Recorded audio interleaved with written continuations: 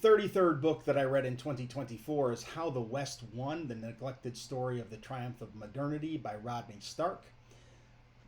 Disclaimer, I do not have a PhD. I am not a history professor. I simply have an undergraduate degree in history. This is one of the worst books I have ever read. I find it xenophobic. I find it racist. I find it prejudiced. I find it to be very ethnocentric toward the Western world. Stark makes the argument that Christianity is the superior religion. Stark makes the argument that capitalism is the superior economic theory.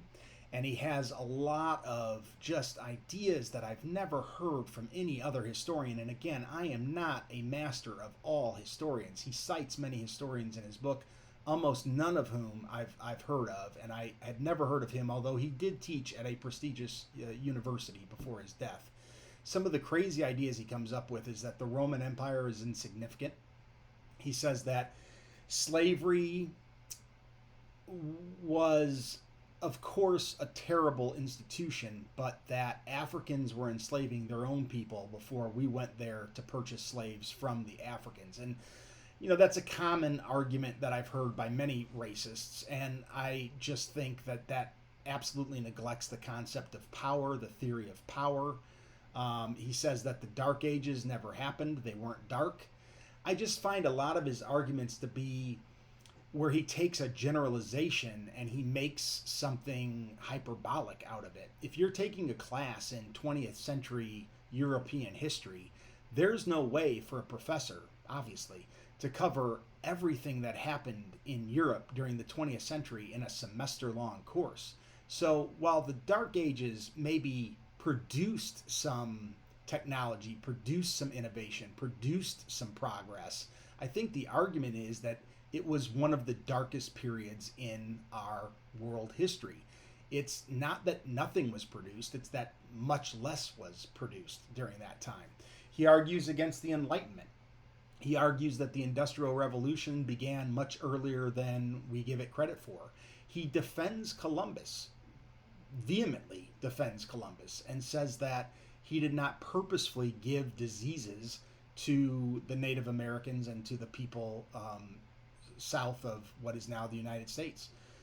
The Aztecs, the Incas, the Mayans, the Hispaniolas. And yet, we've all heard the story that Columbus gave Native Americans blankets that were covered in smallpox. That seems like it was on purpose to me.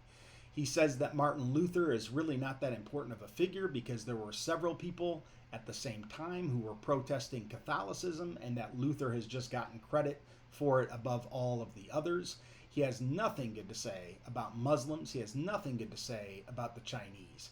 I looked up Rodney Stark because I thought for sure he had to be like a minister or a preacher, or because to favor Christianity over all other religions is just not something that scholars do. To favor any religion over other religions is not something that scholars do.